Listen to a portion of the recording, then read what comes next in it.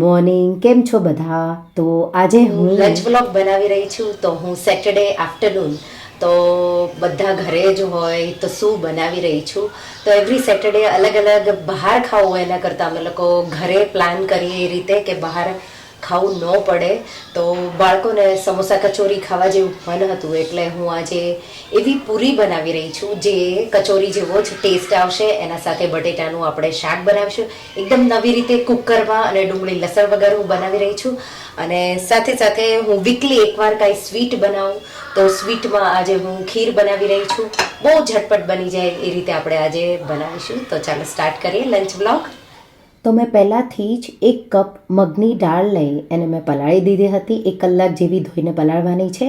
સાથે સાથે 1/4 કપથી થોડા ઉપર ચોખા, તો આને પણ મેં ધોઈ 1 કલાક જેવા પલાળ્યા. સાથે 10 જેટલા કાજુ પણ મેં એક વાટકીમાં પલાળેલા છે. હવે આપણે પૂરી બનાવવા માટે મિક્સર જારમાં 1 ટેબલસ્પૂન ધાણા, અડધો ટેબલસ્પૂન વરિયાળી, અડધો ટેબલસ્પૂનથી થોડે ઓછું જીરું ઉમેરી અધકચરો એવો પાવડર કરીશું. તો આપણે પૂરીમાં પણ વાપરીશું અને શાકમાં પણ અડધો અડધો એ રીતે વાપરીશું. હવે જે દાળ પલાળેલી છે એમાંથી પાણી નિતારી દઈ મિક્સર જારમાં બધી દાળ આપણે ટ્રાન્સફર કરી અને આપણે દાળને સ્મૂધ એવી વાટવાની છે. તો આ રીતે સ્મૂથ થઈ જાય એટલે આદું મરચાં ઉમેરવાના છે. મારા પાસે પેસ્ટ પડેલી છે એટલે હું એ 2 ટેબલસ્પૂન જેટલી ઉમેરી અને પાછું એકવાર પલ્સ કરી લઈશ. તીખાશ તમારા ઘરમાં જેવી ખવાતી હોય એ રીતે આવું સ્મૂધ એવું ખીરું બની જવું જોઈએ. સ્ટેન્ડ મિક્સરનો બાઉલ છે એમાં હું આ પેસ્ટ કાઢી લઈશ. હવે અડધું ધાણા, વરિયાળી, જીરુંનું મિક્સર સાથે અડધી ટીસ્પૂન જેટલી હિંગ, 1 ટીસ્પૂન અજમો આ રીતે મસળીને ઉમેરી દઈશું. મીઠું સ્વાદ પ્રમાણે, તો 1/2 ટીસ્પૂનથી થોડું ઉપર મીઠું ઉમેરી દઈશું કે પછી સ્વાદ પ્રમાણે. અડધી ટીસ્પૂન જેટલો ગરમ મસાલો, 1 ટેબલસ્પૂન જેટલી કસૂરી મેથી આ રીતે મસળીને થોડી ઉમેરી દઈશું. ન હોય તો સ્કીપ પણ કરી શકો છો. 1 ટીસ્પૂન કાશ્મીરી લાલ મરચું, અડધી ટીસ્પૂન હળદર, 2 ટીસ્પૂન જેટલું ધાણા જીરું પાવડર, સાથે આપણે 3 ટેબલસ્પૂન જેટલો રવો ઉમેરીશું. તો રવાથી પૂરી છે એ કચોરી જેવી ક્રિસ્પી બનશે. 2 ટીસ્પૂન જેટલું તેલ ઉમેરી દઈશું અને સ્ટેન્ડ મિક્સરમાં હું એને પહેલાં ફેરવી લઈશ. તો પહેલાં આપણે બધી સામગ્રી મિક્સ થઈ જાય એ રીતે ફેરવી દેવાનું છે. એ ફેરવાઈ જાય એટલે આપણે એમાં લોટ ઉમેરી દઈશું. તો હવે અહીંયા આપણે 2 કપ ઘઉંનો લોટ, રોટલીનો લોટ ઉમેરવાનો છે. અહીંયા તમને પાણીની બિલકુલ જરૂર નહીં પડે. મગની દાળની જે પેસ્ટ છે એમાં જેટલો લોટ આવે એટલો લોટ તમારે ઉમેરી અને થોડો કઠણ એવો લોટ રહેવો જોઈએ. આપણે વણીએ ત્યારે સૂકો લોટ ન જરૂર પડે એ રીતે. તો મેં અહીંયા 2 કપ ઘઉંનો લોટ ઉમેરી દીધો અને હું એને ફેરવી લઈશ. આ રીતે એકદમ સારી રીતે આપણે એને મસળી લોટ બાંધી લેવાનો છે. સ્ટેન્ડ મિક્સર ન હોય તો તમે હાથેથી પણ સેમ પ્રોસેસ કરી શકો છો. 1 ટીસ્પૂન જેટલું તેલ ઉમેરી લોટને મેં સારી રીતે બાંધી લીધો અને લોટ છે એ થોડો કઠણ રોટલીના લોટથી હોવો જોઈએ. તો લોટ તૈયાર છે, હું એને ઢાંકીને મૂકી દઈશ. પૂરી સાથે બહુ ટેસ્ટી એવું બટેટાનું શાક બનાવીશું. તો એના માટે મેં નાના 5 બટેટા, 1 આપણે મોટું ટમેટું ઝીણું કટ કરીને તૈયાર કરી લઈશું. પ્રેશર કુકરમાં 1 ટેબલસ્પૂન જેટલું તેલ, એમાં 2 ટીસ્પૂન જેટલું જીરું, વાટેલા જે આપણે ધાણા, વરિયાળી ને જીરું હતું એ પણ મેં ઉમેર્યું. 1 ટીસ્પૂન આદુ મરચાંની પેસ્ટ, થોડા મીઠા લીમડાના પાન અને 1 ટમેટાના ટુકડા આ રીતે થોડા મોટા કરી અને ઉમેરી દઈશું. 1 થી 2 મિનિટ જેવું આપણે એને સાતળી લઈશું. આ રીતે સતળાઈ જાય એટલે અડધી ટીસ્પૂન હળદર, 1 થી 2 ટીસ્પૂન કાશ્મીરી લાલ મરચું પાવડર અને 2 ટીસ્પૂન ધાણા જીરું પાવડર અને બટેટાના વચ્ચેથી 2 ભાગ કરી આ રીતે ઉમેરી દઈશું. અહીંયા આખા પણ તમે બટેટા રાખી શકો છો. પછી આપણે એને મેશ કરી અને આ ગ્રેવીવાળું શાક બનાવીશું. થોડું મેં સાતળી લીધું અને આપણે 1 કપથી 1.5 કપ જેટલું પાણી ઉમેરી દઈશું. પછી જરૂર લાગે તો આપણે પછી પણ ઉમેરી દઈશું. આ રીતે સાથે હવે મીઠું 1/2 ટીસ્પૂન જેટલું મેં ઉમેરી દીધું અને મારા પાસે અહીંયા થોડા ફ્રેશ વટાણા હતા એટલે એ પણ મેં ઉમેરી દીધા છે. ઓપ્શનલ છે, હોય તો ઉમેરવાના. હવે ઢાંકી 3 વિસલ મીડિયમ ફ્લેમ પર કરી લઈશું. તો એ થાય ત્યાં સુધીમાં આપણે ખીર મૂકી દઈશું. તો ખીર માટે જાડા તળિયાવાળી કડાઈ લઈ અને એમાં આપણે 1.5 લીટર દૂધ, તો મેં અહીંયા ગાયનું દૂધ લીધું છે, તમે ફૂલ ફેટ દૂધ પણ લઈ શકો.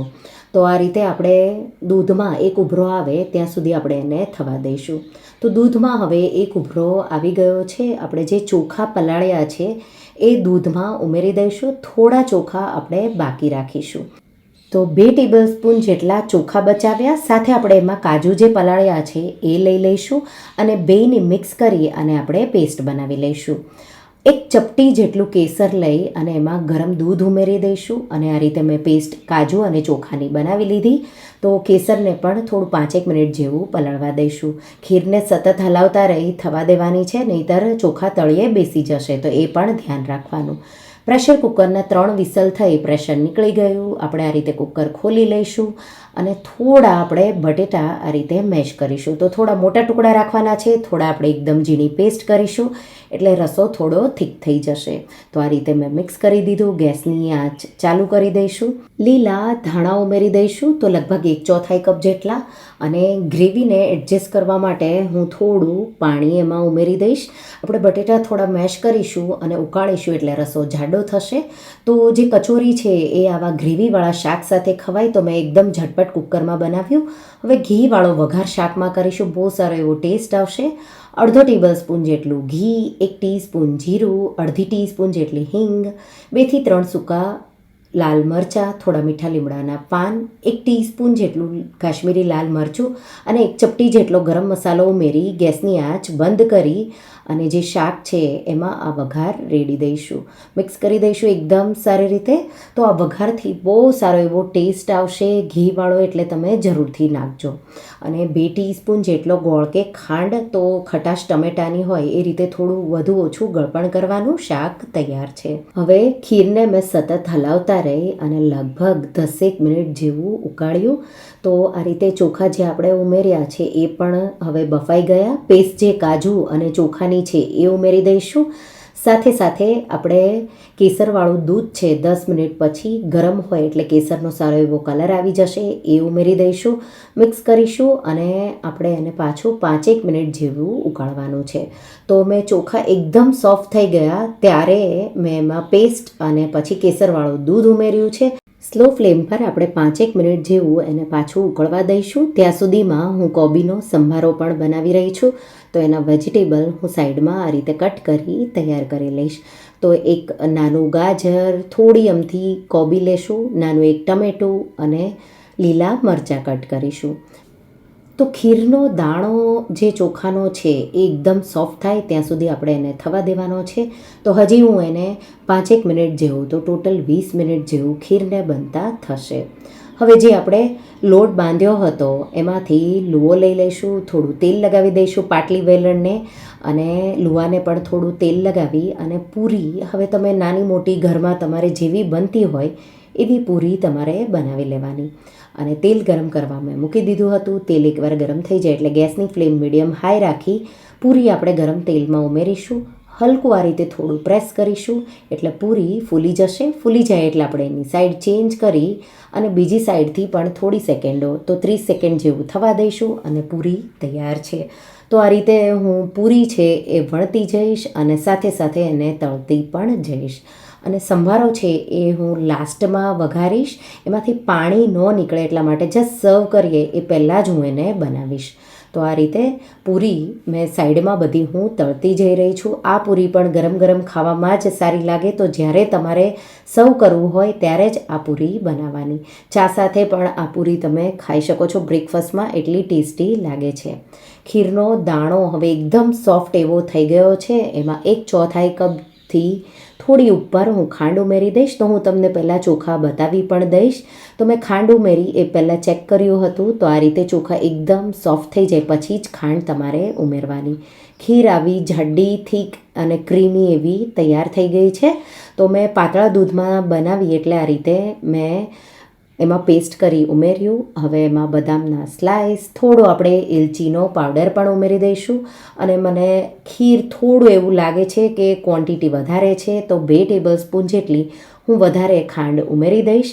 મિક્સ કરી અને આપણે પાછું 1-2 મિનિટ જેવું એને થવા દઈશું અને પછી ગેસની આંચ બંધ કરી દઈશું. એટલે ખીર પણ આપણી એકદમ ક્રીમી એવી તૈયાર થઈ ગઈ. હવે આપણે ઝટપટ સંભારો વઘારી લઈશું. તો હું પૂરી મારી બીજા ગેસ પર ચાલુ છે. સંભારા માટે આપણે 2 ટીસ્પૂન જેટલું તેલ, 2 ટીસ્પૂન જેટલી રાઈ, હિંગ, મીઠો લીમડો, લીલા મરચાં, ગાજર ઉમેરી દઈશું, 1 ટુકડા કરેલું. હલકું આપણે એને 1 મિનિટ જેવું સાતળી લઈશું અને 1 મિનિટ પછી આપણે એમાં અડધી ટીસ્પૂન જેટલી હળદર અને મીઠું 1 ટીસ્પૂનથી થોડું ઓછું ઉમેરી મિક્સ કરી અને કોબી જે કટ કરેલી છે એ આપણે ઉમેરી દઈશું. અને સાથે આપણે ટમેટું જે કટ કર્યું છે એ પણ ઉમેરી દઈશું. મિક્સ કરી અને 2 મિનિટ જેવું જ આપણે કોબીને સાતળવાનું છે. તો બહુ વધારે નથી સાતળવાનું. આ છે ક્રિસ્પી એવો સંભારો જ ખાવામાં સારો લાગશે. તો ગેસની આંચ મેં બંધ કરી દીધી અને હવે બધી સામગ્રીઓ તૈયાર થઈ ગઈ છે. તો આપણે ખીર, બટેટાનું શાક અને કોબીનો સંભારો અને મેં પાપડ તળી અને રેડી કર્યા છે. તમે ગમે તે પાપડ લઈ શકો છો. અને સાથે પૂરી એ આપણે જસ્ટ સર્વિંગ પહેલાં ગરમ ગરમ બનાવતા જઈશું અને સર્વ કરતા જઈશું. તો આ રીતે તમે જો પૂરી કચોરી જેવી ક્યારેય ટ્રાય ન કરી હોય તો એકવાર જરૂરથી ટ્રાય કરજો. માત્ર તમે પૂરી અને શાક બનાવીને પણ ચા સાથે સર્વ કરી શકો છો. તો આ કોમ્બો એકવાર ટ્રાય કરજો. અને હા, જો રેસિપીઓ ગમી હોય તો મને કમેન્ટમાં કહેજો. અને જો રેસિપી ગમી હોય તો વિડીયોને લાઇક, શેર અને ચેનલને સબસ્ક્રાઈબ કરવાનું ભૂલતા નહીં. આવજો.